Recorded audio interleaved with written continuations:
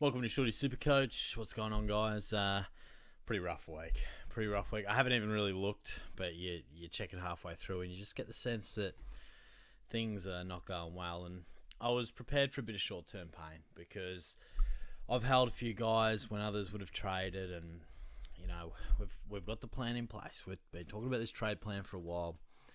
I think it'll set me up to go really well from round 20, 21 onwards. But I'm just hoping I don't drop too much in the meantime or miss out on too many top 8s in the meantime. But we'll see. Maybe I'll go better than I'm thinking. A couple of shout-outs too. Shout-out to the fella who said, "G'day at Canini Park." I appreciate that one, mate.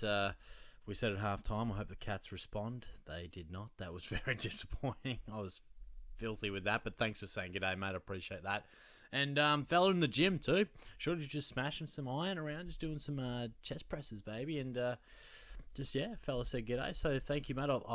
Your name escapes me, so I do apologise for that. But thanks for saying g'day. Like I often say, I really do appreciate when you guys come up and say hi. It's great to hear that you guys enjoy the channel and gives me that motivation to always pump it out and stick to everything, particularly when I'm not having as good a weeks as this week. I'm like, got to stick to that structure and routine even if you're not going too great. But I won my draft though. Crucial. I was really keen. It was like probably my main goal is, as you guys know, it comes to this part of the year, Shorty wants to win the draft, and I had to beat 5th. I had to beat 4th to get into 4th in the last round of the home and away. So I did that. And then in a knockout final, I beat 3rd. So I feel like I've come good at the right time. And I'm playing Langers in a prelim to get into the grand final. And me and Langers, over the journey, the two most successful draft teams. It's a rivalry with plenty of respect in there, but it's going to be tough. He's got a good side. I've got a side that's come in pretty well over the last 3-4 weeks. And, it'll be interesting. It's always weird when I know how much he wants to win and he knows how much I want to win, but it's, I wish you all the best if you are watching, mate. But, it'll be very interesting to see which way that goes. So let's jump into it, shall we? We'll, get into it. I'll tell you what, there's a couple of things that need to go my way here. Tholstrup, I needed him not be named sub, tick. B, I needed him not get subbed off. He got subbed off. So honestly, I might be optimistic, but I'm just hoping for a 40.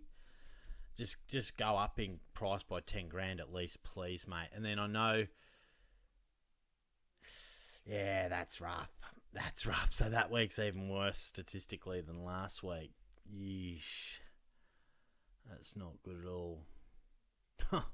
We only won 5 leagues. So, and I basically don't want Charlie Curnow to have gone too far beyond 100, but I know he kicked at least 4.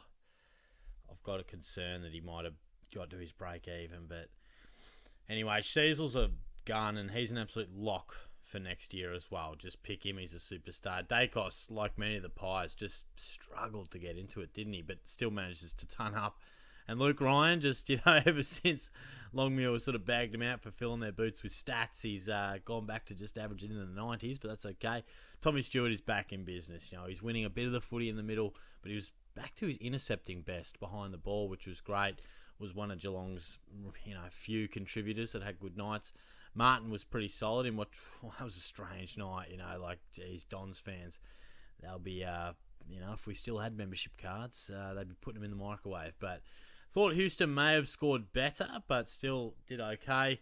The real killer was Butters. Put the VC on merit, had a huge third quarter, barely did a thing in the last. And then I was tossing and turning between Bont and Butters, and I thought, well, Butters at home, no real tag, against a weak team. Bontempelli, Geelong don't tag, but you just never know down here. It's not an easy place for travelling teams to come, but we made the wrong call there, so it is what it is. But otherwise, the midfield went pretty well. McKercher, Walsh, not too bad, particularly for McKercher was really good. And tons from Rosie and Green.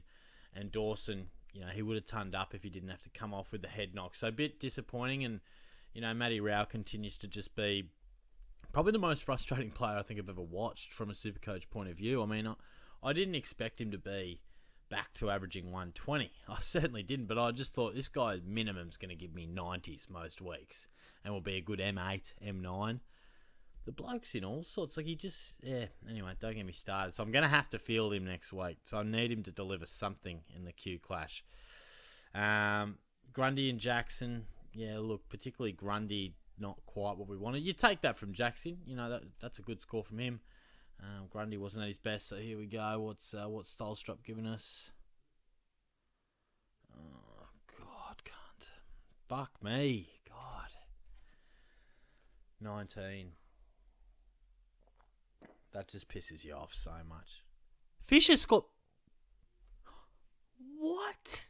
Fisher scored 38. He must have been subbed off. Oh, my God. That wasn't what I expected. I knew Tholstrup was going shit, but I was watching, he was finding plenty of the footy. 13 fucking touches.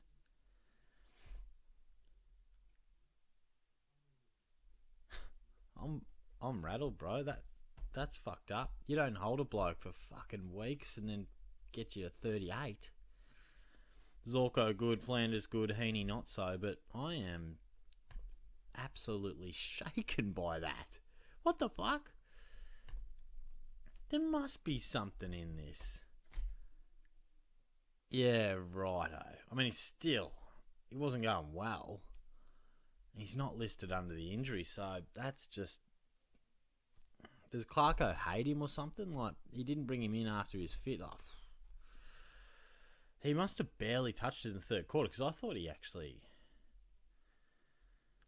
I may as well just keep the good times rolling. About, you know, the way things are going, Kerno probably fucking scored 125. Go on, ruin me week, ruin me trade plans, why don't you?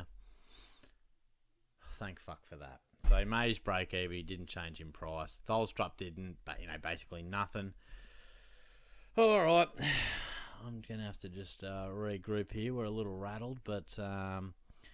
you know, we're going to struggle to make the 8 in that. We've slipped to 9th. Somehow got a win in that private league. But, yeah, you know, Shorty's a little self-indulgent. When he wins, he goes through these very slowly. When I lose, I scroll through these leagues like they're going out of fashion. But, I don't know. I'm rattled by that. Like, the Tholstrup thing, I thought Kerno, break even to 106. Even if he does go big, he doesn't change hugely in price. And Tholstrup had a break-even of 5. So I thought, well, you know, it might only be 20, 30, 40k, who knows. But it's a double blow. You know, obviously Kerno will come in. And then, yeah, I really need Caleb Sarong to have just eased out of 115, 120, but I know they dominated the clearances, so I'm going to go slow reveal. 36 touches, I'm gone here. This reeks of a 140. Fuck, it is 140 on the dot. Oh, God. So fucking annoying.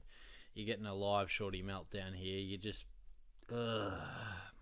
when you have these fucking plans and it just... You allow for some shit to go wrong. You do. But, yeah, 19 and I just didn't need a 140. I mean, thank God Dowling's gone 83 and 100. You know, that'll see his price go big time and I'm going to need it. So, yeah, I'm going to wrap it up there because Shorty's got a bit to think about and it's 10 o'clock. So, I hope you did better than me. I'll talk to you next week.